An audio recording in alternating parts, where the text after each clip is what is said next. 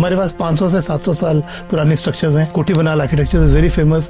अभी तक इतने अर्थक्वेक्स आ गए पहाड़ों में पिछले 500-700 सालों में, उनको कुछ हुआ नहीं है। जो हम मॉडर्न स्ट्रक्चर पढ़ते हैं वो ऑलरेडी उनमें इनकॉर्पोरेटेड है। जैसे टिहरी की अगर मैं बात करूँ, कुछ ऐसे खंडर तो है वहाँ पे जो डूबते हैं फिर ऊपर आ जाते हैं। ऐसा वर्ल्ड में ऐसा टूरिज्म है कि आप बिल्कुल जाके लोग देखना चाहते हैं। जो मॉडर्न हम बना रहे हैं, सीमेंट, ब्रिक, आरसीसी, ये तो मॉडर्न आर्किटेक्चर हो गया। ट्रेडिशनल में आप पुरानी चीजों को दोबारा से यूज करते हैं। उत्तरकाशी में भी जब अर्थक्वेक आया था पहले, तो वॉल्स विल कोलैप्स और बहुत डैमेज होगा उससे। बिल्डिंग तो एकदम से नहीं होती, पर जो वॉल गिरती है ना लोगों पे, उससे लोगों की डेथ्स होते हैं। हमारा आर्किटेक्चर जो है वो मंदिरों तक सीमित रह गया। मंदिरों के लिए भी नहीं बचा हुआ था ये आर्किटेक्चर। तो इतने कम लोग थे कि इवन मंदिरों के लिए आपको नहीं मिलते थे लोग। अब ये धीरे धीरे रिवाइव हुआ, मंदिरों से रिवाइव हुआ। पुरानी बिल्डिंग को आप चेंज कर देते हैं, उनको अर्थक्वेक फ्रेंडली बना देते हैं, ये कैसे होता है? This is retrofitting. We tie the building ना। टिहरी लेक में कितना ज्यादा आपका स्टैंड है, वो डैम की लाइफ कम हो रही है, वो जो डैम फिल हो रहा है। राम झूला से आपका कुछ कनेक्शन है? 1986 में मेरे पिताजी उसके कंस्ट्रक्शन में इन्वॉल्व थे, उन्होंने बनाया था।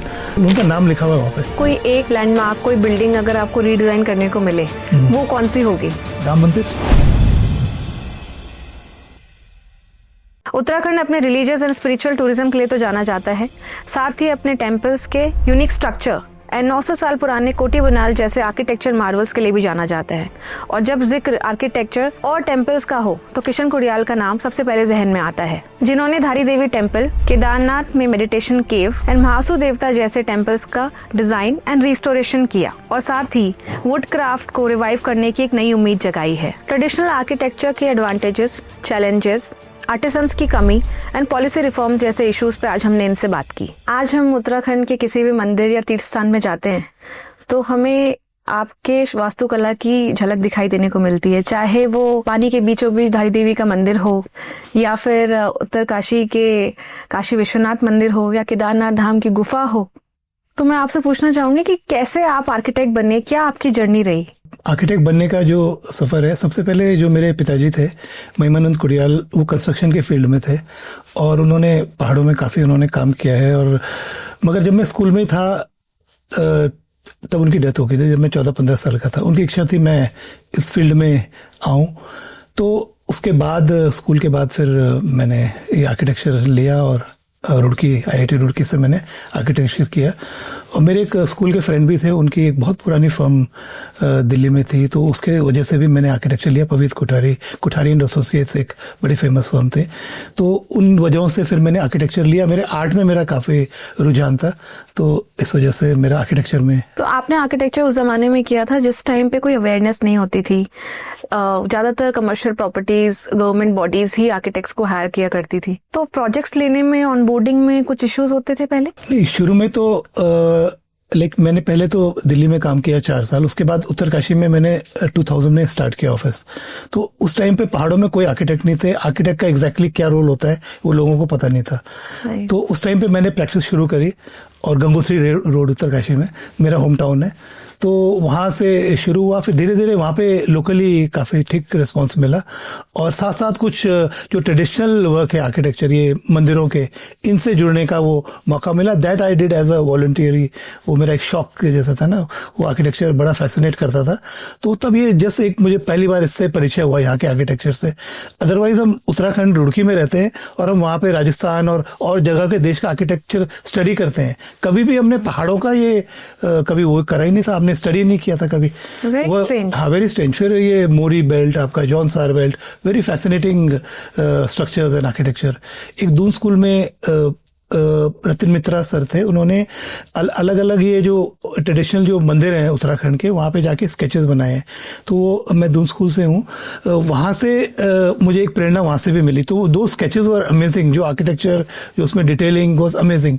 Then I visited most of these temples और वहीं से एक शुरुआत हुई architecture commercially as well as this traditional architecture. आपने कहा कि आपने दिल्ली में आपने पहले जॉब किया, तो मेट्रो सिटी में जॉब करने के बाद उत्तराखंड आना, जहाँ पे इतने प्रोस्पेक्ट्स नहीं है, लोगों को समझ नहीं आता था, was it very difficult? No, I always wanted to be, मतलब मुझे वापस आने का वो था, तो कोई ऐसे डिफिकल्ट नहीं था। मुझे पहाड़ों से मुझे बहुत ज़्यादा लगाव था। हमने स्कूल टाइम में बहुत ट्रैकिंग वगैरह की थी, तो मुझे बहुत अच्छा लगता था। तो कोई ऐसे डिफिकल्टी तो नहीं हुई। क्या ऐसे पहाड़ी आर्किटेक्चर के कुछ एग्जाम्पल्स, कुछ यूनिक फीचर्स आप बता सकते हैं? तो देखिए, जो पहाड़ी आर्किटेक्चर है उसमें जो एलिमेंट्स हैं, इसमें हम जो यूज़ करते हैं, आपका वुड हो गया, स्टोन हो गया, स्लेट हो गया और मड हो गया, और जो ये जो हमारी ट्रेडिशनल मटेरियल, इसी का काफ़ी अच्छा और सुंदर यूज़ है।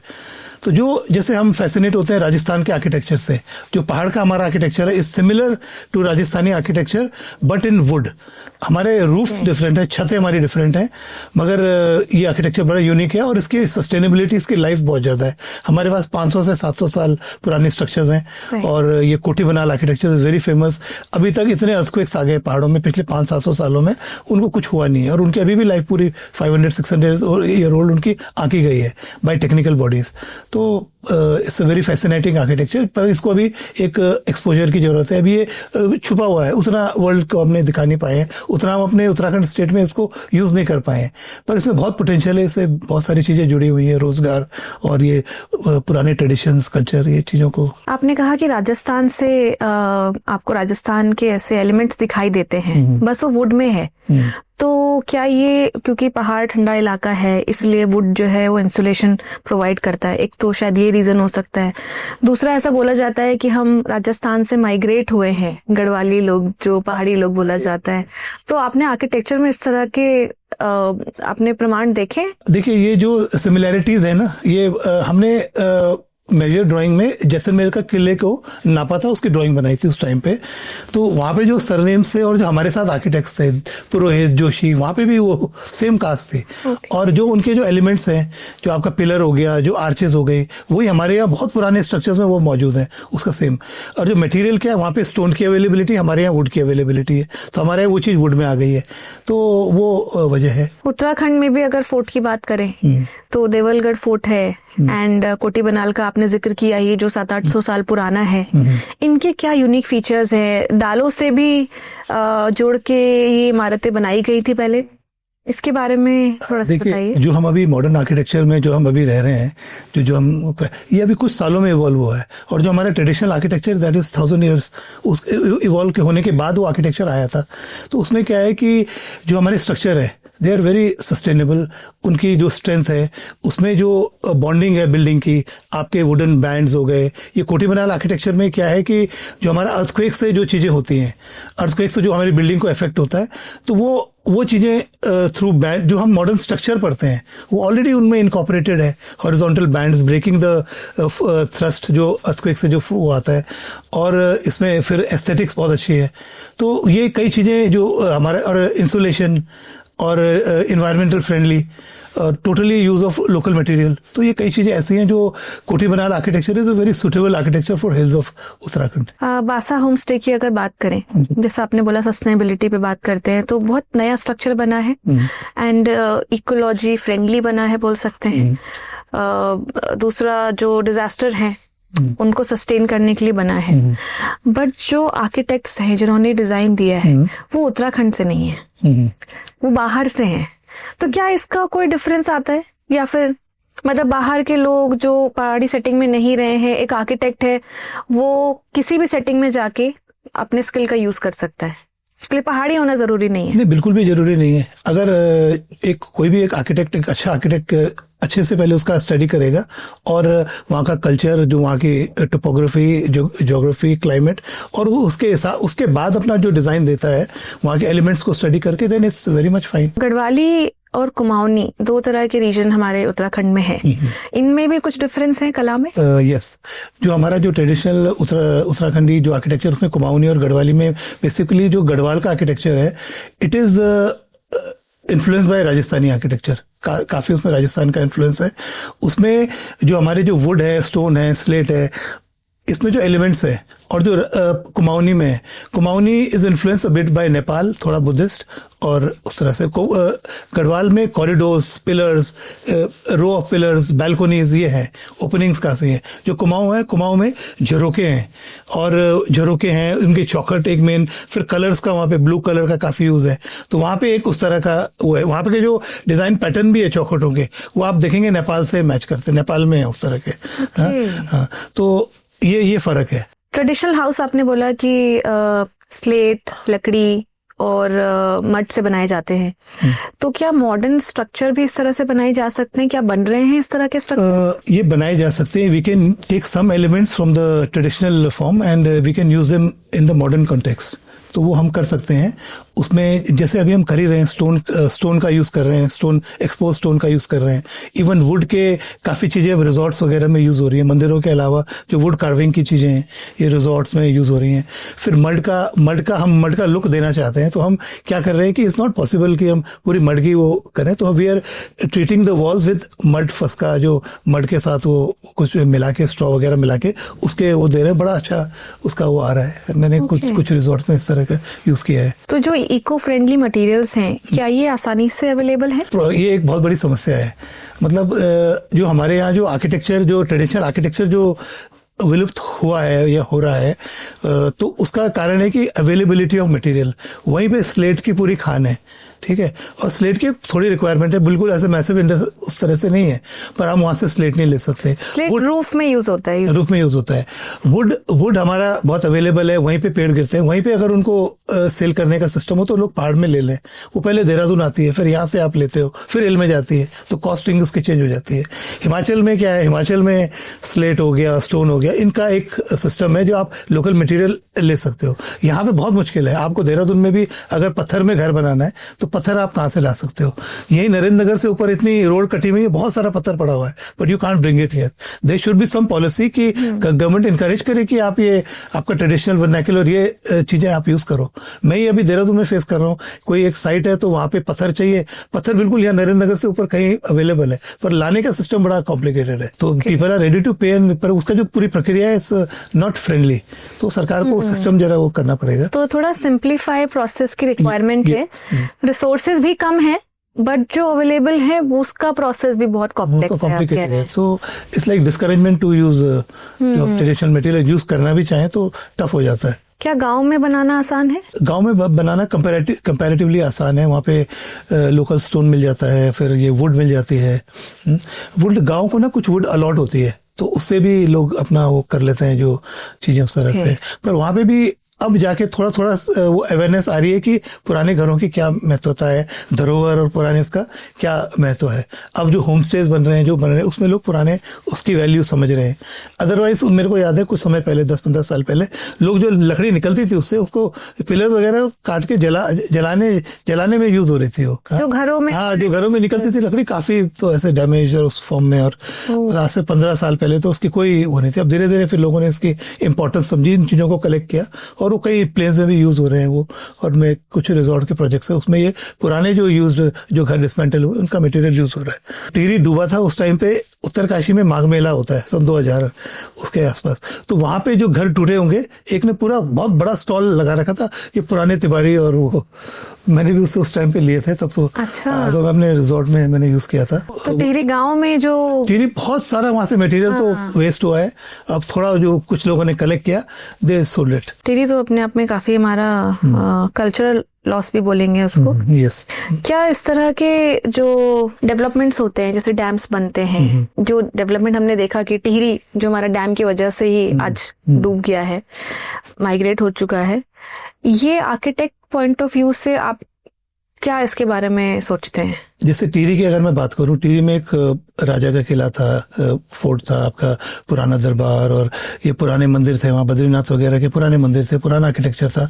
तो जो हमारे उत्तराखंड में जो आर्किटेक्चर, एक आर्किटेक्चर टिहरी का अपना भी वो था जो राजा ने बनवाया था, तो वो सब वहाँ समाप्त हो गया। वो और जगह पे नहीं है। वहाँ कुछ नगुन वगैरह में राम मंदिर थे पुराने, तो उनकी जो फॉर्म्स थी जो वो थी, वो हमारे पास और जगह पे नहीं है।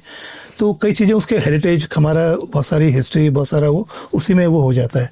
थोड़ा उस टाइम पे अगर प्रयास होता है कि जो वो चीज़ें हैं ना उनको हम उस तरह से वो करते तो ये heritage architecture point of view से भी हेरिटेज लॉस है। बिल्कुल लॉस है, ये तो एक बड़ा लॉस है। तो क्या टिहरी झील पे इस तरह का टूरिज्म डेवलप किया जा सकता है कि आप अंदर जाके स्नॉर्कल करके या कुछ तरह से देक सकते हैं, या वो पानी में वो डैमेज हो जाता है?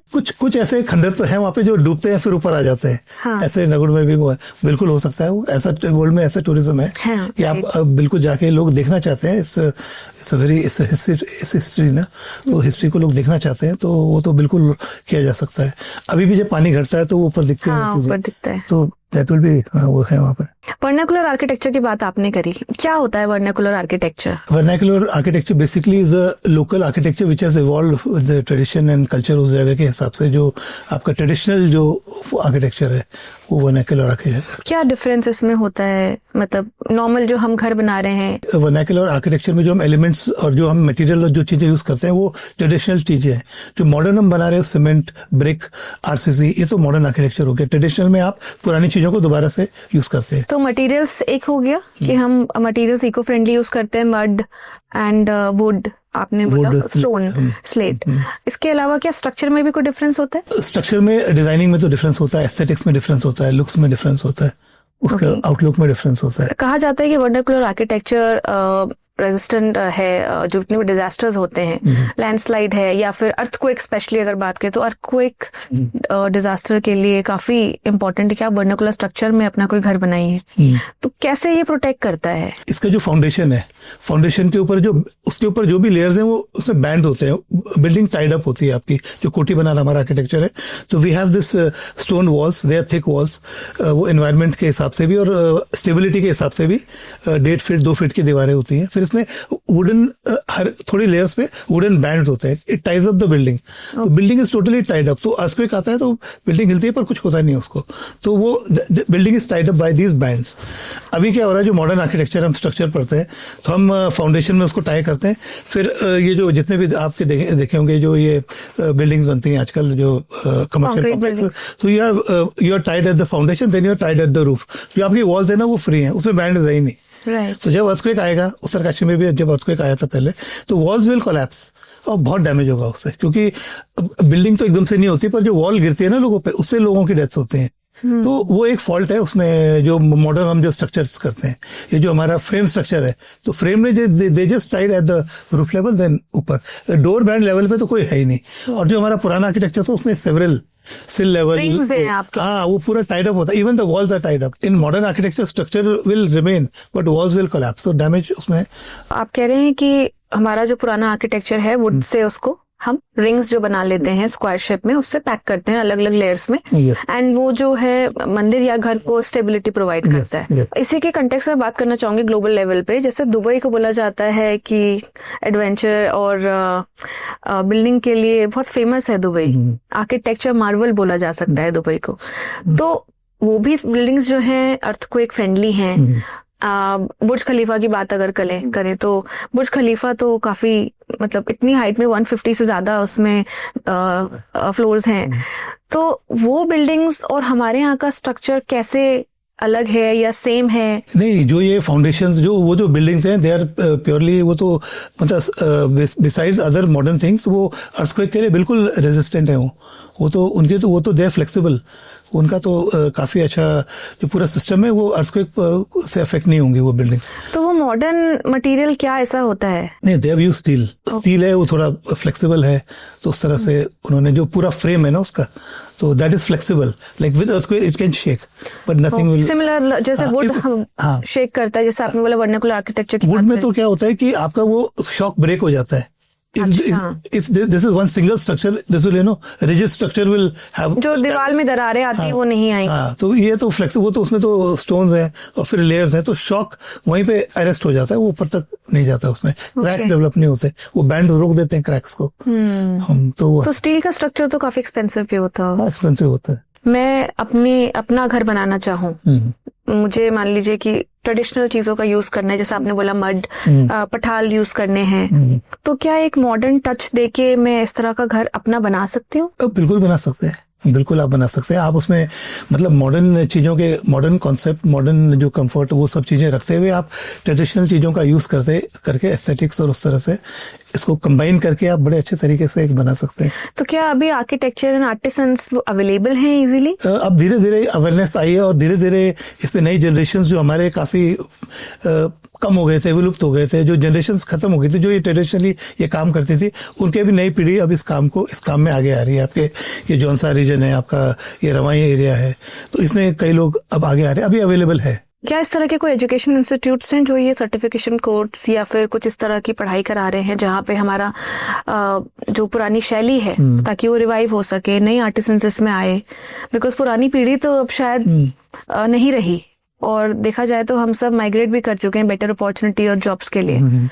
तो क्या इस तरह के कोई एजुकेशन इंस्टीट्यूट्स हैं? नहीं, अभी फिलहाल तो नहीं है कोई। तो जो लोग सीख रहे हैं, आपने कहा नई पीढ़ी आगे आ रही है, ये कैसे सीख रहे हैं? मैम थोड़े तो थे लोग ना, अब उन्हीं के जैसे एक रूपराम जी एक मिस्त्री थे हमारे साथ, वो दादाजी थे, उनके बेटे और पोते ने ये काम शुरू किया। अच्छा, तो जनरेशन ही आगे वो अपने जो ट्रेडिशनल चीजें थी वो ले आए। ओके। उनके वो कारपेंट्री का ही काम वो करते थे, कार्विंग, और तो वो आ रहे हैं उसमें आगे पेशेंट्स में आ रहा है, फैमिलीज में आगे आ रहा है, लेकिन एजुकेशन इंस्टीट्यूशन की अभी हमें कमी है। एक फॉर्मल तरीके से इसका वो नहीं है। तो क्या आपको लगता है कि इस तरह की एक बहुत जरूरत है? बिल्कुल जरूरत है। मतलब ये चीज सीखने की भी, वर्नैकुलर और इवन जो वर्कमैनशिप है पहाड़ों में आज के तारीख में, जो पहले जो पत्थर का काम करते थे हमारे, वो बिल्कुल खत्म हो गए। एक तो ये क्राफ्टमैन है जो वुड वर्क कार्विंग का काम करते हैं। एक जनरेशन थी टेरी साइड में, रैका बेल्ट है, काफी फेमस पत्थर के मिस्त्री और वो सब होते थे, तो वो अब बिल्कुल वहां, तो अभी ये तो खत्म हो रखे, ये तो अभी है ही नहीं। ये तो थोड़ा रिवाइवल हुआ इधर, पर वो उनको भी वो करने की, और अब जो नई जनरेशन जो काम कर रही है उनको ट्रेन करने की जरूरत है। करियर अगर मैं देखूं इस फील्ड में, तो मैं कहाँ जाके कर सकती हूँ? शायद अभी इसकी कमी हमारे पास है, एंड हमें और सरकार को भी इसकी तरफ ध्यान देने की बहुत जरूरत है। इसके साथ मैं एक सवाल और पूछना चाहती हूँ। पठाल की गढ़वाल में या पहाड़ों में बहुत ज्यादा इम्पोर्टेंस है, तो ये पठाल जो है ये क्या होता है, क्या यूज होता है? अभी आजकल तो हम हिमाचल से सोर्स कर रहे हैं, तो उत्तराखंड में क्या कमी है? नहीं, पठाल एक एवर उसकी कोई लाइफ नहीं है। It's a very good material for roof. तो जो पठाल के हमारे, it is a stone, it is a type of stone, ठीक है, इन लेयर्स। तो यहाँ पे इसकी खान होती है, वहाँ लेयर्स में ही निकलता है। और हमारे यहाँ उत्तराखंड में, टिहरी में, उत्तरकाशी में कई जगह पे इसके खाने हैं। एक सरनौल एक जगह है यमुनोत्री बेल्ट में, वहाँ पे सबसे बड़ी पटाले निकलती हैं। वो जितने रूम का स्पैन है ना, सिंगल एक पटाल इतनी बड़ी। एक मैं मंदिर कर रहा हूँ वहाँ पे, रेणुका देवी का मंदिर है, उसमें इतनी पुराने वाले जो प्राचीन मंदिर है उसमें 10-10 फीट की पटाले लगे हुए हैं, और अभी भी निकल रही हैं। वो अभी भी जो नया मंदिर बन रहा है उसमें 10 फीट 12 फीट इतनी लंबी पटाले, वेरी स्ट्रांग। तो हमारे यहाँ जगह जगह है, पर ये सिर्फ ये हमें मिल जाती है मंदिरों के लिए। अदरवाइज अगर कोई मकान बनाना चाहे तो आपको हिमाचल से ही सोर्स करना पड़ेगा। तो पटाले is a very good roofing material. तो हम हिमाचल की तरफ क्यों रुख करते हैं? क्या हमारे पास रिसोर्सेज की कमी है? नहीं, हमारी पॉलिसीज में कमी है। Himachal has policies which encourages local architecture, traditional architecture. आप ओल्ड मनाली उस तरफ जाएंगे तो आपको बहुत से उनके होटल्स में, उनके उसमें बहुत सारा ट्रेडिशनल वो दिखेगा आपको, उनके ये फॉर्म्स में। तो हमारे यहाँ तो ये चीजें डिस्करेज है ना। हमारे इवन गवर्नमेंट बिल्डिंग में वुड तो बहुत पहले ही बैन हो गई थी कि वुड का यूज ही नहीं होना है। क्या आपको नहीं लगता है कि हमारा आर्किटेक्चर जो है वो मंदिरों तक सीमित रह गया है? मंदिरों के लिए भी नहीं बचा हुआ था ये आर्किटेक्चर। अभी मैं अगर 2000 की बात करूं तो जो ये काम करने वाले लोग थे, तो उत्तराखंड में तो एक मैंने बिसोई में मासू देवता का मंदिर किया था, तो वहां के कारीगर आए थे वहां से, हिमाचल से। तो इतने कम लोग थे कि इवन मंदिरों के लिए आपको नहीं मिलते थे लोग, क्योंकि अब ये धीरे धीरे रिवाइव हुआ, मंदिरों से रिवाइव हुआ, मगर अब ये रिवाइवल पे है। मुख्यमंत्री आवास जो यहाँ पे बना है, अभी कई रिजॉर्ट्स हैं, कई वो है, इस तरह से। अभी एक राइटर्स विलेज देहरादून में लेखक गांव बना है। तो प्योरली केदारनाथ में जो कंस्ट्रक्शन हुआ है उसमें ये धारी देव वगैरह जो बाद में मंदिर बने, तो अब ये रिवाइवल आ रहा है इसका। मतलब लोग इसको इम्पोर्टेंस समझ रहे हैं इसकी, और क्योंकि ये पुरानी धरोहर है, it's great architecture. And I think आने वाली जनरेशन शायद और इस बात को समझेगी। शायद मंदिरों से स्टार्ट हुआ है, और घरों में भी शायद हमें धीरे धीरे देखने को मिलेगा। जैसे हम हिमाचल जाते हैं तो हमें घरों में झलक दिखाई देती है, तो उत्तराखंड में भी शायद धीरे धीरे ये हमें देखने को मिले। अभी मैं देहरादून में कर रहा हूँ कुछ घर, कुछ कॉटेज कॉम्प्लेक्स, कुछ घर, तो वो ट्रेडिशनल उसमें बन रहे हैं बिल्कुल। Would and slate. That's great कि आगे इस जनरेशन में भी अब लोग धीरे धीरे इकोलॉजी को समझ रहे हैं, इम्पोर्टेंस समझ रहे हैं आर्किटेक्चर की, और कितना हमें अपने कल्चर और रूट से जुड़े रहने की जरूरत है, इस बात को अब समझा जा रहा है। मैं एक चीज और आपसे पूछना चाहती हूँ कि उत्तराखंड इकोलॉजिकली बहुत सेंसिटिव है। पहाड़ी क्षेत्र तो है, लेकिन साथ में इकोलॉजिकली बहुत सेंसिटिव है। लैंडस्लाइड यहाँ पे अक्सर आया जाता है। अर्थक्वेक की हम बात करें तो Uttarkashi specially is very prone to earthquake. क्या सस्टेनेबल तरीके से इस चीज को बचाया जा सकता है, लोगों की जानों को बचाया जा सकता है? आर्किटेक्चर कैसे अहम भूमिका इसमें निभाता है? अभी तो जो भी हम आर्किटेक्चर, पहाड़ में कुछ भी चीजें बन रही हैं, देयर इज नो चेक कि आप कैसे स्ट्रक्चर बना रहे हो। आप एक ड्राइंग पास करा रहे हो और आप बना रहे हो, there is no check on the structure किस तरह से हो रहा है। तो अभी क्या जरूरत है कि हम आर्किटेक्चर को मतलब जो ये डिजास्टर आते हैं, जो डेथ होती है वो बिल्डिंग से ही होती है ना, Correct. शेक होने से तो किसी तो इसमें क्या है कि जरूरत है एक तो जो पुरानी बिल्डिंग्स हैं उसमें रेट्रोफिटिंग की जरूरत है। Retrofitting is a technique where you make old buildings, जो भी बनी हुई बिल्डिंग्स हैं उनको अर्थक्वेक रेजिस्टेंट कर देते हो। प्लस जो और प्लस जो न्यू बिल्डिंग कंस्ट्रक्शन हो रहा है उसको मॉनिटर करने की जरूरत है। कुछ बेसिक जो चीजें हैं वो बहुत जरूरी होनी चाहिए, जो चेक होनी चाहिए। हम ड्राइंग में तो देते हैं पर ही इज फॉलोइंग इट और not, that is a different issue. तो पॉलिसी रिफॉर्म्स की थोड़ी जरूरत है, ऑडिट्स की जरूरत है, और इसकी जरूरत है इम्प्लीमेंटेशन, जो हमारे पे बुक में और जो चीजें हैं अर्थक्वेक के लिए वो फॉलो होनी चाहिए। आपने बोला कि पुरानी बिल्डिंग को आप चेंज कर देते हैं, उनको अर्थक्वेक फ्रेंडली बना देते हैं, ये कैसे होता है? Ma'am this is retrofitting, we tie the building ना, हम उसे बैंड्स देते हैं उसमें, बाहर से उसको टाई करते हैं बिल्डिंग को, कुछ एरियाज है उनको स्टिच करते हैं, तो stitch building is a technique. और कितनी पुरानी बिल्डिंग को आप रिवाइव कर सकते हैं? कितनी भी पुरानी, वो तो किसी भी पुरानी बिल्डिंग, कितनी भी पुरानी। This is very interesting. तो दिस शुड बी डन। अब ये जैसे हम वेट कर रहे हैं कोई बहुत बड़ा, क्योंकि अर्थक्वेक आता है फिर लोग भूल जाते हैं। 91 में उत्तरकाशी में बहुत बड़ा अर्थक्वेक आया था, फिर भूल जाते हैं लोग। तभी कोटी बनाल का नाम सामने आया था कि कोटी बनाल सस्टेन कर गया है। यस, एक उत्तरकाशी में रैथल में भी है 5 स्टोरी हाउस, 500 इज ओल्ड, तो वहां पे भी वो ठीक है स्ट्रक्चर। मगर अब जैसे समय बीत जाता है लोग भूल जाते हैं, मगर अचानक कोई बड़ा घटना होगी तो पीपल विल रिमेम्बर। तो हमें क्या करना चाहिए अभी, जैसे लोगों को अपनी बिल्डिंग्स को वो रेट्रो फिटिंग से वो कर देना चाहिए, earthquake resistant, which is very important. अगर मैं अपनी बिल्डिंग को रेट्रो फिटिंग में अगर मैं रेट्रो फिट करना चाहूँ तो क्या इसके मतलब मुझे आपसे बात करनी होगी या किसी आर्किटेक्ट को अप्रोच करना होगा? यस, जो रेट्रो फिटिंग के फील्ड में जो काम कर रहे हैं आर्किटेक्ट्स या इंजीनियर्स, उनसे आपको बात करनी होगी। तो they will study the building, they will study the structure, और according to the structure they will provide you solution for retro fitting. तो उसके टेक्निक्स हैं, तरीके हैं, काम करने वाले लोग हैं, इस स्ट्रिक्ट वो है। डेवलपमेंट की बात हम करें तो लार्ज स्केल डेवलपमेंट इंफ्रास्ट्रक्चर्स यहाँ बन रहे हैं, जैसे 4 धाम यात्रा की अगर हम बात करें तो 4 धाम रोड्स यहाँ पे बन रही हैं, ऑल वेदर रोड यहाँ पे बन रही है। इसका कैसे इफेक्ट पड़ता है इकोलॉजी और सेंसिटिव जोन्स में? आप किस तरह से रोड को काटते हो, किस तरह से माउंटेन्स को हैंडल करते हो, कैसे वहाँ की ज्योग्राफी और उन चीजों को लेके आप चलते हो, वहाँ का कल्चर, वहाँ का ट्रेडिशन, वहाँ का जो भी वहाँ का लोकल फैक्टर्स हैं, तो ये जरूरी है। तो अभी जैसे कई जगह इन्होंने और जैसे आप रोड काट रहे हैं, कोई पहाड़ बहुत लूज है, एक तो ना इतनी ज्यादा वाइड नहीं होनी चाहिए रोड, 2 लेन बनाना है आपने, उस लाइक 2 लेन के बाद भी इधर रोड है, इधर भी रोड है, you don't need such a wide.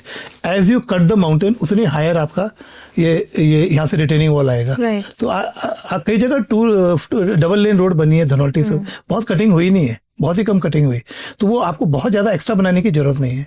और if some mountain is falling, आप वहां पे ऐसा स्ट्रक्चर दे दीजिए आरसीसी का, like this is higher, this is here, and let the leave it natural. आपने इधर से थोड़ा ऊंचा बना दिया ताकि रोड भी प्रोटेक्ट हो जाए। हाँ, हमने जब केदारनाथ में किया था काम, तो कुछ ये जो ग्लेशियर पॉइंट्स थे, तो वहां पे हमने ये दे रखे थे ऐसे ना, और ऊपर से ये जो ग्लेशियर आ रहे थे ऊपर से निकल जाता था, तो ये हमने दिए थे। It's like a tunnel. हाँ, इट्स लाइक अ टनल। तो you make artificial tunnel instead of going inside the whole mountain. इधर वो कोई जरूरत नहीं थी। तो उत्तरकाशी में भी एक टनल बनी है, वो भी आराम से एक पॉइंट है जहाँ पे पूरा वो आता है उसका ना, वेरी फेमस टनल। हाँ, तो तामाखानी में एक पर्टिकुलर 20 मीटर का स्ट्रेच है, तो वहां they could have just made a artificial RCC structure, वो ऊपर से निकल जाता, कभी कभी पत्थर आता है, कभी थोड़ा मलबा का, इट वुड रिवर एंड सीधा चला जाता, तो विदाउट डिस्टर्बिंग द थिंग।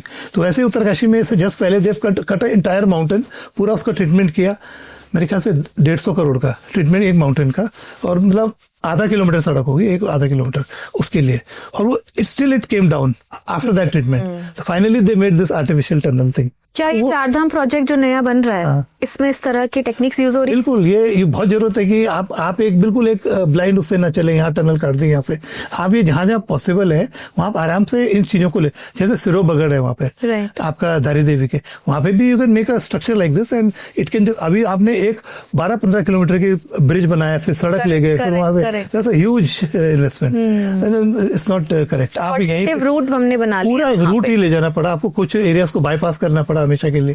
तो इंस्टेड वहीं पे जहाँ पे सिरो बगड़ में जहाँ पे होता है, वहीं पे they can make artificial tunnel ना, यू कैन। हाँ, तो ये जरूरत है कि सही थॉट के साथ ये चीजें की जाए। तो जो आर्किटेक्ट्स की टीम होती है इन बड़े प्रोजेक्ट्स के लिए, क्या यहाँ पे पहाड़ के जो आर्किटेक्ट्स हैं जो यहाँ इस रीजन को समझते हैं, या आपने बोला आर्किटेक्ट कहीं का भी हो वो समझता है इस रीजन को, तो फिर हम पीछे क्यों रह जा रहे हैं? हम ये राइट सॉल्यूशन पे क्यों नहीं फोकस कर पा रहे हैं? मैम, अब कई बार ऐसा होता है कि many people are designing in big cities, Delhi में बैठ के आप यहाँ के लिए डिज़ाइन कर रहे हो, पहाड़ों के लिए डिज़ाइन कर रहे हो। मैंने खुद ही देखा है बहुत सारे प्रोजेक्ट्स जो यहाँ पहाड़ों में होते हैं, उत्तरकाशी में बस अड्डा है, कई चीज़ें हैं, तो वो साइट को ढंग से स्टडी करके नहीं वो डिज़ाइन हो रखे हैं। तो पहाड़ों में ये तो बहुत होता है, बहुत सारे प्रोजेक्ट्स जो बनते हैं और नीचे से कहीं जो आती है टीम्स और उस तरह से बनाते हैं, तो it's not best for the place. वो थोड़ा उसको स्टडी करके ढंग से वो करके उस तरह से करने की जरूरत है। तो हमारे पास यहाँ पे एक सेटअप होना चाहिए जो यहाँ की एक आई थिंक पहाड़ को समझने वाली एक टीम हो, आर्किटेक्ट्स हो, एनवायरमेंटलिस्ट हो, जो कि इकोलॉजी को बेटर सेटअप में समझे एंड देन सॉल्यूशन ओरिएंटेड काम प्रोवाइड करे। We can give their local inputs ना, जो यहीं से लोग हैं वो अपने इनपुट्स दे सकते हैं उन चीजों में। बहुत सारी सिटीज ऐसी हैं जो ट्रेडिशनली आर्किटेक्चर के फेमस है, लाइक नैनीताल, मसूरी, देहरादून भी इसमें से एक है।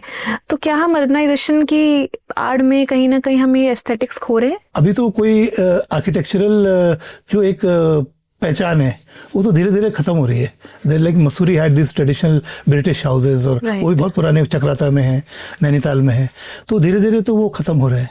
मैं एक चीज बोलना चाह रहा हूँ आपके माध्यम से, अभी जो पहाड़ों में जो टाउन्स है ना, इसमें पार्किंग एक मेजर इश्यू है। करेक्ट। तो गवर्नमेंट को एक पॉलिसी बना देनी चाहिए कि जो भी बिल्डिंग्स बन रही है ना वो स्टिल्ट पार्किंग हो उसमें।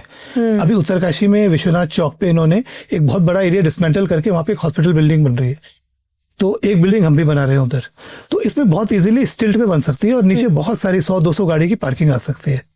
तो अब ये इस लेवल पे इंटरवीन करके अब उसका काम शुरू हो गया है। तो अगर कोई स्टिल्ट सरकार ऐसी पॉलिसी करे ना स्टिल्ट पे, तो पहाड़ों में parking is a major issue, not only पहाड़ों में, प्लेन्स में भी। हाँ, आप टूरिस्ट डेस्टिनेशन जाइए, आप कहीं जाइए, पार्किंग तो सबसे बड़ा प्रॉब्लम है। It should be compulsory mandatory to give stilt parking, तो वो हमारी पार्किंग की समस्या को बहुत कम करेगा, which is a major problem. Karnaprayag, Rudraprayag, कहीं भी आप चले। करेक्ट। आप मसूरी जाइए, Dehradun, in fact if you are gonna go to a famous cafe, आपको पार्किंग नहीं मिलेगी बिल्कुल। तो एटलीस्ट जो नए स्ट्रक्चर बन रहे हैं we can easily give stilt parking ना। Right, very good thought of it. तो रीफिटिंग करके इसको वापस से ठीक किया जा सकता है, या अर्बन प्लानिंग की, बेटर प्लानिंग की जरूरत है? बेटर प्लानिंग की जरूरत है, better implementation, better design, better thought. क्या कंस्ट्रक्शन में भी एक होल्ड होना चाहिए कि इससे ज्यादा कंस्ट्रक्शन नहीं होना चाहिए? बिल्कुल, वो तो जगह को बिल्कुल बेकार कर देगा। अभी मैं हाल में नैनीताल गया था 2 months बैक। उससे पहले मैं करीब 25 साल पहले नैनीताल गया था, जब when we were studying architecture in Roorkee, तो स्केचिंग टूर पे गए थे। तो Nainital was very nice, peaceful, nice, beautiful landscape. अभी जब मैं दोबारा गया हूँ, अभी I was shocked to see जो वहाँ पे स्टेट हो गया ना, बहुत ज्यादा कंस्ट्रक्शन हो गया, बहुत सारे स्लम टाइप कंस्ट्रक्शन हो गया। आई वाज अमेज्ड कि कितना मिसमैनेज्ड हो गया पूरा नैनीताल का ना, काफी दुर्दशा हो रही है नैनीताल की। कंपैरेटिवली मसूरी थोड़ा सा बेटर है, यहाँ पे थोड़ा सा चेक है, कंट्रोल। नैनीताल वैली में है और मसूरी हाइट पे है, तो मे बी इसलिए नहीं, ये तो लोकल एडमिनिस्ट्रेशन और गवर्नमेंट पे, क्योंकि वो बहुत सारा इलीगल कंस्ट्रक्शन भी है वहाँ पे। बहुत सारे स्लम्स टाइप कंस्ट्रक्शन आ गए वहाँ पे। ग्रीन बिल्डिंग सर्टिफिकेशन क्या होता है? There are agencies at national level. अगर आप ग्रीन बिल्डिंग सर्टिफिकेशन के लिए जाते हैं तो you have to follow, basically green building में क्या होता है कि you are designing a building which is sustainable. वो आपका जो एनर्जी है उसको कंजर्व करती है। कार्बन फुटप्रिंट भी देखा जाता है। हाँ, उसका मिनिमम कार्बन फुटप्रिंट। तो उसमें आप क्या करते हैं डिजाइन में, यू यूज लोकल मटेरियल, जितना आपको इजीली चीजें उस तरह से हो जाती हैं। आप एनवायरमेंटल फ्रेंडली, आपका सोलर पैसिव, आप सोलर, जैसे अगर आप ग्रीन बिल्डिंग देहरादून में बना रहे हैं, हिल में अलग अलग है। देहरादून में आप गर्मी को कम करने के लिए वो करेंगे, नेचुरल लाइट मैक्सिमम लेंगे, एसी वगैरह पे लोड कम पड़े, तो उसकी एनर्जी जो है ना, बिल्डिंग अपनी एनर्जी, कई चीजें अपनी, उससे अपनी एनर्जी कंजम्पशन को कम करता है। तो ग्रीन बिल्डिंग क्या करती है, वाटर हार्वेस्टिंग हो गया, आपका ये डिजाइन बिल्डिंग टेक्निक्स हो गई, इसमें वो जिनका मटेरियल का कार्बन फुटप्रिंट बहुत कम है, उस तरह से उसको यूज करती है। कौन से मटेरियल्स ऐसे होते हैं? स्टोन हो गया, वुड हो गया, ये दे आर, हाँ, ये फ्रेंडली है फॉर ग्रीन। अगर मैं वुडन स्ट्रक्चर एक बनाना चाहूँ तो कार्बन फुटप्रिंट उसका रहेगा, and solar panels, rain water harvesting, इस तरह की चीजें अगर ऐड करूँ तो मेरी बिल्डिंग जो है वो ग्रीन सर्टिफिकेशन के एलिजिबल है। हाँ, yes. Okay, and then you can apply to this, they can give you rating on that. कहाँ पे अप्लाई हम कर सकते हैं? मैम, ये नेशनल लेवल पे बॉडीज हैं। अच्छा, ऑनलाइन भी अप्लाई कर सकते हैं। ग्रीन बिल्डिंग तो हम, मतलब वी शुड फॉलो, मतलब हम तो अभी क्या, जैसे आजकल जो भी आर्किटेक्चर करते हैं, वी ट्राई टू मैक्सिमम जो आपकी नेचुरल लाइट है, रेन वाटर हार्वेस्टिंग हो गया, आपका जो कंस्ट्रक्शन में जो मटेरियल्स हो गया और जो ये इंसुलेशन हो गया, अगर सर्दी वाली जगह है तो we preserve the heat inside, natural ventilation, natural light, ये सब चीज़ें आप लेंगे तो आपका consumption of electricity, consumption of AC, ये सब चीज़ें कम हो जाएंगी। तो that's what green building is. Then terrace lawn हो गए, कुछ ग्रीनरीज आपने ऐड कर दी। अभी हम टियर 1 टियर 2 सिटीज में देखते हैं कि मॉडर्न बिल्डिंग होती है, उसमें एक ग्रीन पैच होता है, या तो बिल्डिंग में होता है या उसके आसपास होता है, जिसको बोला जाता है कि आपको एक ग्रीन स्ट्रक्चर या ग्रीनरी थोड़ा आपको बिल्डिंग के आसपास बनानी ही बनानी है। तो क्या हम ये एक्चुअली फॉलो कर रहे हैं? बहुत ज्यादा नहीं कर रहे, फॉलो नहीं कर रहे।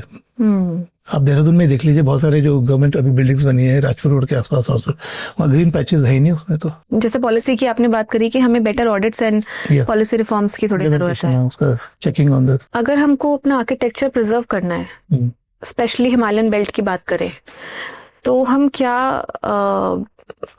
अप्रोच अपना सकते हैं? क्योंकि अगर हम देखें नॉर्थ ईस्टर्न स्टेट्स की, वहां पे भी हिली एरिया है, आप सिक्किम जाइए, सब जगह सिमिलर तरह का आर्किटेक्चर आपको मिलेगा।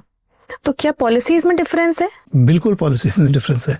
आप जैसे लद्दाख में आप जाइए, आप बनाइए कोई बिल्डिंग, अपना कुछ आप बनाना चाहते हैं, पहले तो आपको लीज पे वो आप लैंड ओन नहीं कर सकते वहाँ पे, फिर आपने कोई लीज पे अपनी जगह कुछ बनाएंगे तो you have to follow their traditional architecture. वो एक कंपलसरी है वहाँ पे मैंडेटरी कि आप वो उस आर्किटेक्चर के अलावा और चीज़ें से नहीं बना सकते। तो ये लद्दाख में फॉलो होता है। आपका ये सिक्किम, भूटान, ये अपने आर्किटेक्चर को बिल्कुल वो लेके चलते हैं। हमारे यहाँ तो फ्रीडम है, आप कुछ भी कर लीजिए, देयर इज नो। तो जैसे दिल्ली में भी एक दिल्ली अर्बन आर्ट कमीशन है, तो वो एस्थेटिक्स चेक करता है, कोई बिल्डिंग बद्दी तो नहीं लग रही, कोई अगली स्ट्रक्चर तो नहीं है, तो वो चेक करता है। उत्तराखंड में इस तरह का नहीं है। कम से कम गवर्नमेंट बिल्डिंग्स में तो ये पॉलिसी आ सकती है कि आप ट्रेडिशनल तरीके से उसको हम बनाएं। हमारे दिल्ली में जो भवन बने हुए, बॉम्बे में भवन बने हुए, उत्तराखंड भवन वगैरह, उसमें हम लोग इस आर्किटेक्चर को, अपने ट्रेडिशनल हेरिटेज आर्किटेक्चर, इनको आगे ला सकते हैं। आपने 2-3 चैलेंजेस की बात करी। एक तो पॉलिसी रिफॉर्म्स की हमें रिक्वायरमेंट है, दूसरा जो रिसोर्सेज हैं वो कैसे हम लेके आ सकते हैं, फैसिलिटेट कर सकते हैं, उसकी अभी थोड़ी सी चैलेंजेस है, वो हम नहीं कर सकते। तो और क्या चैलेंजेस है उत्तराखंड में? इनको इनकरेज करने की जरूरत है, जो ये ट्रेडिशनल काम करने वाले लोग हैं। और आर्किटेक्चरली तो जो वर्कमैनशिप है उसकी क्वालिटी बहुत ज़्यादा बेकार है। पहाड़ों में तो काफ़ी बेकार आपको वर्कमैनशिप जो है, बहुत मुश्किल है कहीं पहाड़ों में आपको वर्कमैनशिप अच्छी मिल जाए। तो उन चीज़ों पे काम करने की ज़रूरत है। फिर इनको इनकरेज, लोकल मटेरियल, लोकली इनको इनकरेज करने की ज़रूरत है कि ये कैसे अवेलेबल हो जाए। ठीक है, we have so much stone जो कि हमें या तो यूज़ होता है और बाकी तो डंप करना पड़ता है, वो जो हम फिलिंग करते हैं कहीं। तो that can be, Tehri lake में कितना ज्यादा आपका सैंड है, आपकी उसे टाइल्स बन सकती हैं। तो वो डैम की लाइफ कम हो रही है, वो जो डैम फिल हो रहा है। और यहाँ से हम रेत ला रहे हैं हिमाचल से, इट्स सो कॉस्टली। यहाँ पे आप जब रेत खरीदते हैं बहुत कॉस्टली आती है। यहाँ टिहरी में यहीं पे अवेलेबल है वो, तो अगर आप उसमें से रेत निकालेंगे तो डैम की लाइफ बढ़ रही है। Otherwise water is reducing as the dam is getting filled. जो डैम की लाइफ है वो फिलिंग पे ही निर्भर है 60-70 साल। तो अगर वो फिलिंग का मटेरियल हम निकालेंगे तो it will be better for the dam. तो वो कुछ पॉलिसीज ऐसी हैं जो हमारे नेचुरल चीजें जो मिल रही है उनको यूज करना चाहिए। तो नेचुरल रिसोर्सेज को हमें बेटर यूज कर सकते हैं और लोकली अवेलेबल चीजों को हमें और प्रमोट करने की जरूरत है। yes. इसी के साथ मैं पूछना चाहूंगी, कोई एग्जाम्पल अगर आप हमें बता सकते हैं पहाड़ी आर्किटेक्चर का, जैसे कि कुछ वुड की तरह, आप हमें वुड से अगर समझा सकें कुछ एग्जाम्पल्स। मैम, जो पहाड़ी जो बिल्डिंग्स होती है ना, ये स्टोन में बनती हैं, इसमें वुडन बैंड्स और उस तरह से चीजें होती हैं, स्लेट की रूफ होती है, उसमें फिर कुछ ऑर्नामेंटेशन होता है। तो मैम ऑर्नामेंटेशन में जैसे हम ये देवदार आपका ऐसे कार्विंग, ये हाथ से कार्विंग करके ये लोग बनाते हैं। और फिर इसमें पेटल्स या रोज, हाँ, इसमें पेटल्स, रोज, गॉड के फॉर्म्स, ये अलग अलग चीजें इसमें रहती हैं। कॉर्नर पे इसमें ऐसे ये लग जाता है, कॉर्नर्स में होता है। हाँ, फिर इसमें कुछ ऐसे लटकने वाले वो होता है। फिर कुछ हमारे डोर्स वगैरह में कुछ पैनल्स होते हैं, तो उसमें हम ये देवदार की लगती है। ये तो अभी ब्यूटीफुल फ्लावर। और जो ऊपर मंदिर के जो ऊपर टॉप में जो वो बनते हैं कलश, पर उसमें ऐसे पिलर्स हम लगाते हैं। फिर पर उसमें रूफ होती है, स्लेट होता है। तो उसे अलग अलग एलिमेंट है उनमें से। इको फ्रेंडली आर्किटेक्चर में और कोई ट्रेंड्स आ रहे हैं जो भी काफी नए हैं? इको फ्रेंडली आर्किटेक्चर में कई मटेरियल्स आ रहे हैं, का इंसुलेशन, अभी जैसे हम वुड में और उसमें कई चीज़ें करते थे, तो जहाँ वुड पॉसिबल नहीं है, GI शीट वगैरह हम यूज़ कर रहे हैं, तो इंसुलेशन है, तो वो इको फ्रेंडली है वो। जैसे मड का भी आपने बोला, जैसे लिपाई पहले किया करते थे, अब आप स्ट्रॉ मिक्स करके उसमें थोड़ा चेंज। यस मैम, अभी हमने एक रिजॉर्ट में किया है, उसमें क्या है कि जैसे मड हो गई, लोकल मड, उसमें स्ट्रॉ ये मिक्स करके एक वो बना के उसको हम अप्लाई कर रहे हैं वॉल्स में। और इसकी लाइफ क्या होती है? उसकी लाइफ का तो कोई ऐसा वो है ही नहीं। अच्छा, उसका तो मतलब ये दोबारा हमें, क्योंकि लिपाई तो हमें कुछ अंतराल में महीने में शायद 2 बार करना पड़ता है। नहीं, तो ये वाला नहीं, स्टेबल रहेगा ये। ओके, तो थोड़ा वाइट मिलाते हैं। It's like a thin paste ना, जो आप ब्रश से अप्लाई करते हैं। And it provide insulation. अब तो जो एशियन पेंट्स है और जो ये नेरोलैक, ये इन्होंने निकाल दिए ये वाले शेड, जो मड वाले। अच्छा, ये सेम आपको जो ये है उसमें भी मिल जाएंगे। कोई फेवरेट प्रोजेक्ट आपका रहा हो जिसमें आपको बहुत मजा आया होगा काम करके? मैम, एक बिसोई में एक महासू देवता का मंदिर है। इट्स द बिगेस्ट महासू देवता मंदिर है उत्तराखंड में है। Very beautiful. हाँ, इट्स अ ब्यूटीफुल थिंग। उसमें मतलब जैसे मंदिर तो कई बनते थे, हमें कुछ चीजों में कॉम्प्रोमाइज करना पड़ता था। जैसे सुरकुंडा देवी है, इट्स RCC स्ट्रक्चर, ये पहला, और उसमें हमने फिर पहाड़ी एलिमेंट्स लेके और उस तरह से वी गेव इट। पर जो ये वाला मंदिर है, it is from foundation to the top, it is stone, wood and slate, और कोई उसमें चीज यूज नहीं हुई है। तो उसको करीब 70-80 फीट ऊंचा स्ट्रक्चर है, और टोटली अपना ये स्लेट, वुड और स्टोन में है। और उसमें जिस तरह से सारे उस रीजन के लोग इन्वॉल्व हुए थे, दैट वाज अमेजिंग। जैसे लोगों ने जो कंट्रीब्यूट किया, जो उनकी आस्था भी थी महासू देवता का, बहुत अच्छा हुआ है। तो that was very interesting project. क्या टाइम पीरियड लगा ये कंस्ट्रक्शन में? करीब 4 साल लगे। एंड लोग लोकली अवेलेबल आपको हो गए थे आसानी से, आर्टिसन स्पेशली? मैम, शुरू में तो कुछ हिमाचल से लाए थे, फिर बाद में लोकली भी अवेलेबल हो गए थे। आप ही खुद सिखाते हैं इनको या फिर? हम तो जैसे डिजाइन वगैरह हम करते हैं चीजों को, और वो अपनी कार्विंग तो जानते हैं। हाँ, पर कहाँ पे क्या देना है, प्रपोर्शन, ये सब चीजें ये हम उनको डिजाइन देते हैं। कभी आर्टिसंस के साथ ऐसा होता है कि जो आपने बोला वो ऐसा बन के नहीं आया? कभी होता है ऐसे, कभी होता है, तो फिर वो उसको इम्प्रूव करते हैं। और ये लकड़ी रिसोर्स करना, ये वेस्टेज नहीं होता है रिसोर्सेज का? नहीं, लकड़ी तो ये जैसे जौनसार है, वो जैसे ये बिसोई वाला मंदिर है, ये 22 गांव का मंदिर है। वहाँ जो गांव को पीढ़ी में पेड़ मिले होते हैं, लोग मंदिर को दान कर देते हैं। तो करीब 100-150 पेड़ वो मंदिर को, और फाइनेंशियल कंट्रीब्यूशन भी करते हैं, पूरा वो करते हैं। तो उस तरह से काफी पूरा प्रोसेस पूरे उसको एग्जीक्यूट कर देता है समाज को ना। और जब वहाँ पे कभी वो होता है जो उनका जागरा वगैरह, इट्स अ ह्यूज थिंग। तो उस वजह से जो उनके शहरों में लोग जो उधर हो गए हैं, तो वो सब अपने गांव से जुड़ जाते हैं। तो they keep coming to the village because of these temples. तो उससे ट्रेडिशन बिल्कुल उनका और अपने जगह से जुड़ाव रहता है हमेशा। इस तरह के और हमें आई थिंक कल्चरल हेरिटेज से जुड़ने के ऐसे और हमारे पास जरिए होने चाहिए। आपने केदारनाथ में भी काम किया है। केदारनाथ उस टाइम पे आपने किया जिस टाइम पे आपदा से सबसे ज्यादा अफेक्टेड था। What made you volunteer for it? आपने क्योंकि वॉलंटियर उसके लिए किया था।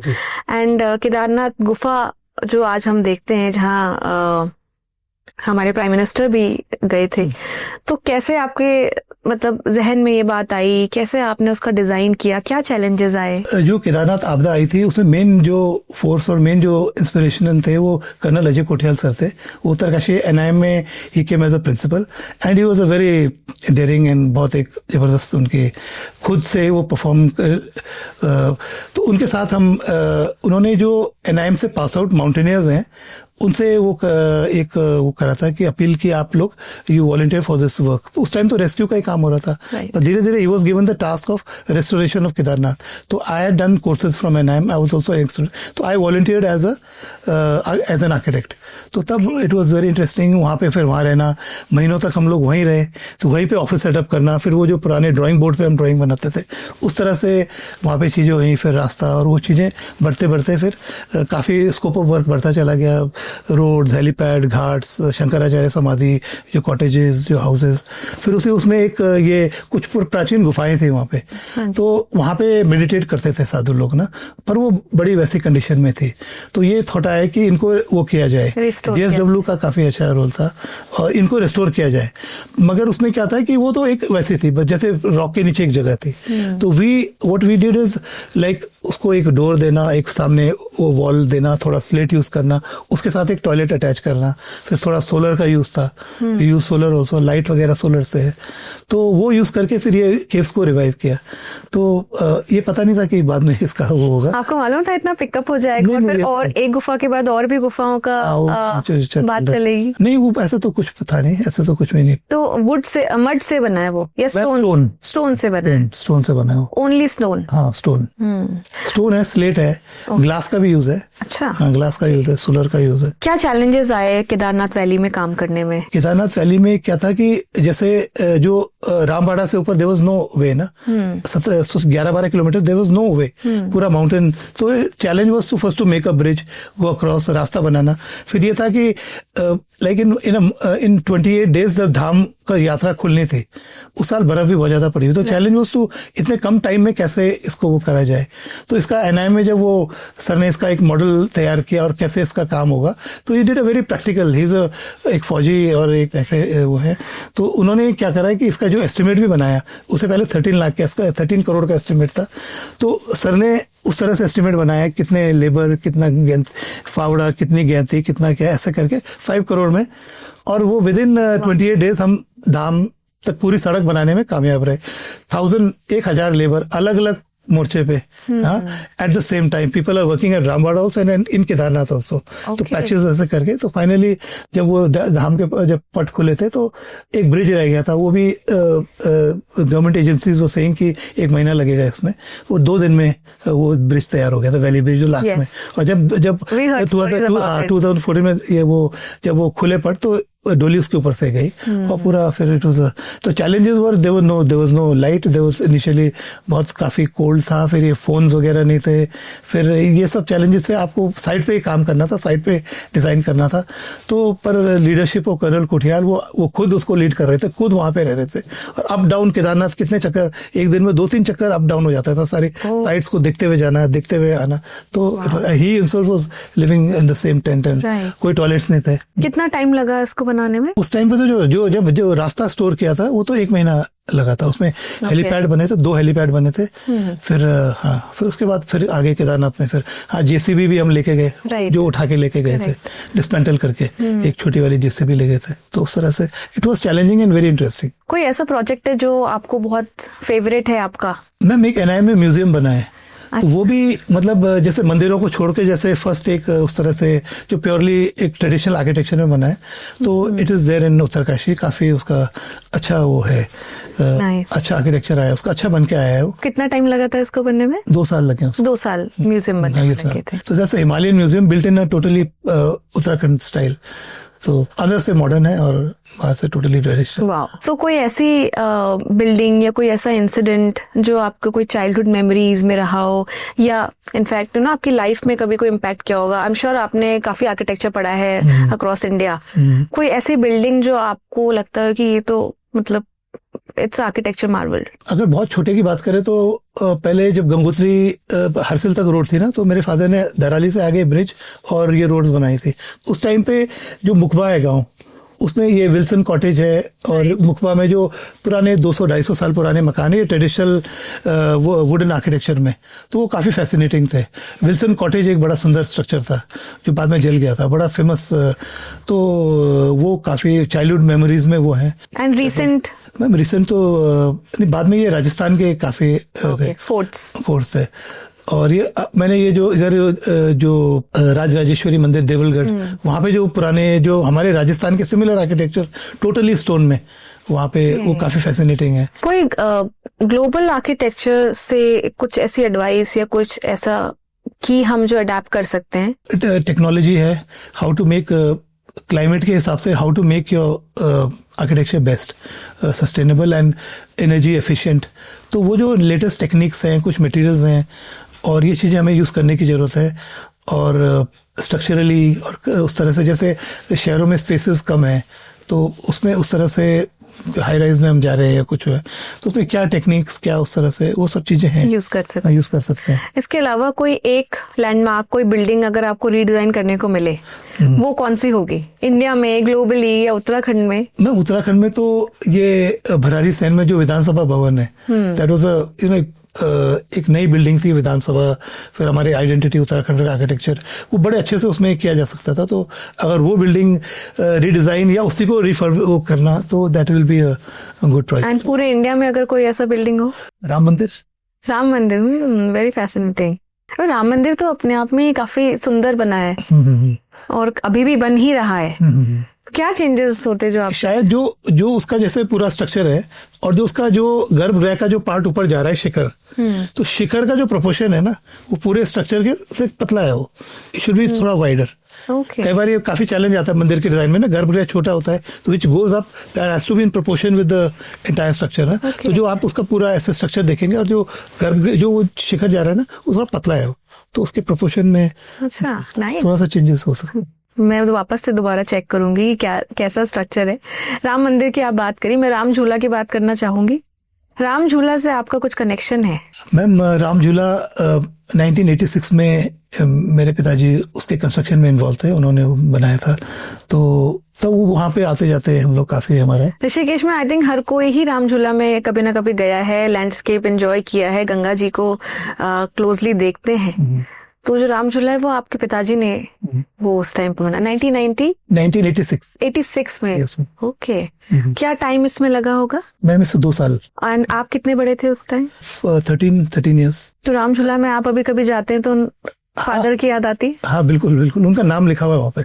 वहाँ पे पहले तो कॉन्ट्रैक्टर्स के नाम भी लिखे जाते थे उसमें, तो मैंने देखा उनका नाम अभी उस पर। कोई ग्लोबली आपका फेवरेट आर्किटेक्ट है? एक तो ली कर्बूजियर है, जिन्होंने चंडीगढ़ और दिल्ली में ये प्लानिंग करी है।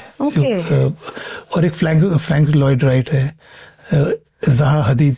ओके। दे अमेजिंग आर्किटेक्ट्स। ये कौन सी कंट्री से बिलोंग करते हैं? फ्रांस से है, यूएस से है। कोई इनकी फेमस बिल्डिंग से कुछ ऐसा? ज़हा हदीद की तो कई सारे ये जो म्यूजियम्स है वर्ल्ड में, फ्रैंक लॉयड उसका फॉलिंग वाटर। ओके। तो बहुत सारे इनसाइट्स हमें आपसे पता चली अबाउट आर्किटेक्चर, कैसे हम उत्तराखंड में ये रिवाइव कर सकते हैं, रिस्टोरेशन कैसे कर सकते हैं स्पेशली, एंड क्या आपका लिंक है राम झूला से, क्योंकि आपके फोरफादर्स भी इन्वॉल्व रहे हैं इसमें। बहुत अच्छा काम आप कर रहे हैं क्योंकि आप मंदिरों को रिवाइव कर रहे हैं, और मंदिरों के बाद शायद घरों में भी अब हमें हिमाचल के जैसे ही ये झलक हमें अपने घरों में भी दिखाई देगी। And you are true inspiration sir. Thank you so much sir. Thank you. तो ये था हमारा आज का एपिसोड। इसी तरह की और कॉन्वर्सेशन सुनने के लिए लाइक, शेयर एंड सब्सक्राइब।